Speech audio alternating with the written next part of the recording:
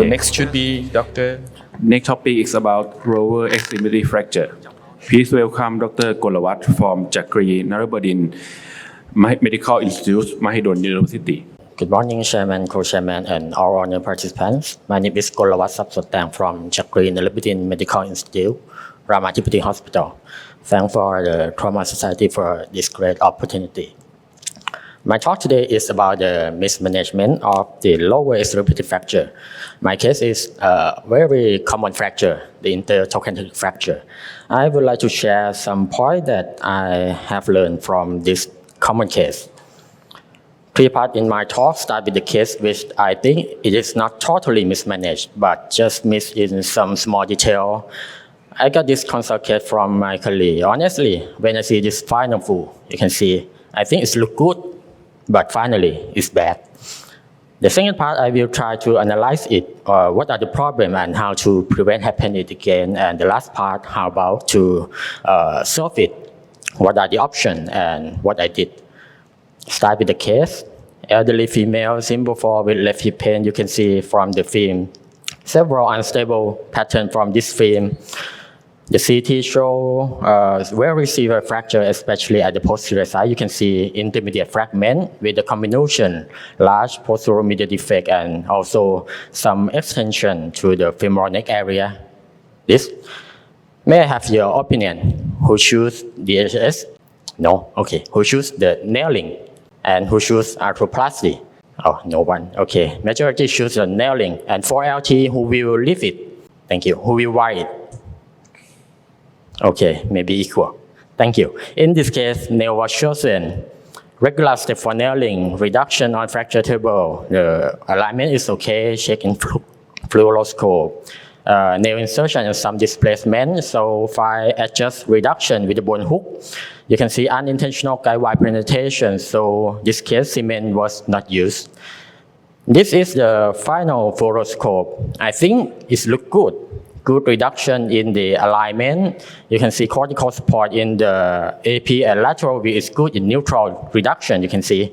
And good fixation, I think, at the blade position, tip apex distance, and also the nail size, I think look good.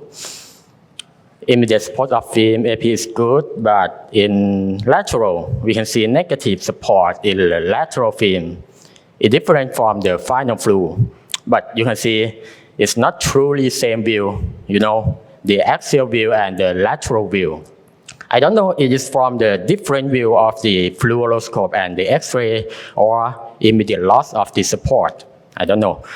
And at the 2 week, you can see totally loss of the anteromedial cortical support to be negative and oversliding of the proximal fragment about the nail. You can see the minimally change of the varus alignment minimally.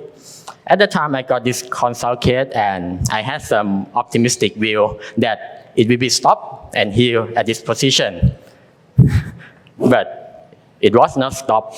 At 4 weeks, you can see obviously varus failure and impending blade cut out, like this. We start from, I think, look not bad, fixation, but end up with the failure. The question is, what are the problems and how to solve it now? I will try to analyze and learn from this case. We already know there are several factors for the successful in-stroke fracture fixation. We know for the patient factor about bone quality, fracture pattern, several unstable patterns we should concern, and for a surgical factor, it's very important. Reduction quality, implant fixation, and the fixation quality is also important. Back to the case, why it failed. Of course, bone quality is not good from osteoporotic fracture, but I think it's not so bad. You can see the thickness of the cortex, I think door B classification. And for fracture, 3 main unstable pattern, posterior medial defect, combination of the intermediate fragment, and also femoral neck extension, like a basic cervical variant, something like that. And for reduction, I think it's good, as I mentioned, for alignment, for the support. For implant, I think standard PFNA is adequate for this case. About the dynamic or static mode of the proximal fixation is, I think, still in controversy, so it is not a significant issue for this case. For fixation quality, I think it's good also. And the cement augmentation, yes, it may provide better fixation quality. We can discuss this. But overall, you can see many good things in this case, and also some point can be improved. But in detail, one striking and interesting finding that occurred in this case I would like to mention is the loss of anteromedial cortical support. That's why we can get the good reduction, good support at the beginning. I will share what I have learned from the evidence about this loss and compared to this case. I think two categories of this loss. The first one is false loss from misinterpretation, and the second one is true loss. False loss is about the misinterpretation of the intra-flu, especially the lateral view. We know that the anteromedial cortical reduction is better seen in the lateral view, better than in the axial view, which more overlying structure. The evidence shows this can be best assessed in more tilting of the lateral view about 30 degrees from the axial view. You can see this line is very clearly. And for the accuracy compared to the post of CT scan, the evidence show is highest in the lateral view, followed by axial view and AP view respectively. It might be the reason of discrepancy between these two views from this case. However, we can see no view is 100% accuracy. So my learning point is using multiple flu view, especially the vary degree of the lateral view, to avoid the misinterpretation. And for true loss, the first explanation is the off-axis sliding of the proximal fragment. It cannot be slide in normal axis of the blade to maintain the cortical support because there are some instability while sliding. We know posteromedial calca is a major support area. This imaging shows that without this support, the proximal fragment tend to slide with varus and posterior direction, and cortical support will be lost finally. So my learning is the large posteromedial fragment should be reduced and fixed, particularly in high-risk case. Another RCT evidence show adding screw anterior to the nail in unstable case can reduce the rate of this loss and also shortening. I think, moreover, this technique maybe reduce the rotational instability in the case of femoral extension or basic cervical variants, such in this case. However, still no evidence using it in the PFNA, but I think it is the interesting and possible technique. Nail size is also important. If it's too small, there are some toggle at the distal part and cause a toggle at the proximal part also, so the support will be lost. The evidence show the low distal lateral fevering ratio may be increased risk of this loss. But in this case, I think is quite good. So proper nail size is very important.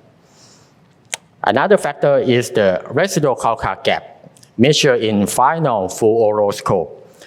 More than about 4 millimeters will increase risk of cortical support loss. In this case, you can see the large gap. I think it means we leave the distance without any support. More distance, more chance of the off-axis sliding. So my learning is don't do overtraction and also try to close the gap before fixation. And the last, the recent update review show positive reduction may be better than neutral reduction, which more prone to be to turn to negative later. So intentional positive reduction may be beneficial, especially in this high-risk case. Overall, I think to prevent the fixation failure, I think every factor should be concerned and correct as possible. And for the cortical support, not only getting it, but also stabilization it is very important as well. For this case, I think several things can be added to reduce the chance of fixation failure as discussed before, I think. It's the rest of good thing and bad thing. Sometimes we don't know how many good things is enough for the case. So especially in the high-risk case, we had many side of the many bad things. Grabbing every good thing as possible is my conclusion to prevent the fixation failure. So at the last part, how to solve it? At 4 weeks, varus failure, impinging blade cut out, I think there are 3 options we can do. These are approximately successful chance and pro and con of each way that I told to the patient and her family. And after discussion, the revision fixation was chosen in this case. CT show large amount of cannula in everywhere except the main fracture site, you can see. So we can still reduce the main fracture site, but cannot reduce the postural medial fragment to make a good support. Important problem is a large bone void in the femoral head, and we also see the track of previous pin penetration. So we have 2 additional problems for revive fixation in this case. These are my plan of revive fixation. Correct each factor as possible and plan to use the large amount of the cement to fill the defect and plan to use the distal plug from arthroplasty set to prevent the cement leakage into the joint. In the operation, you can see without traction, we see negative the support reduction in all fluid view, no doubt. But with traction, we still see the discrepancy between the lateral view, you can see neutral, and the negative support in the axial view. So I do intentional positive reduction by using the whole man and flip it. And then I release some traction to close the calcar gap and get some overlapping of the positive reduction to make sure it is not to turn to be negative later.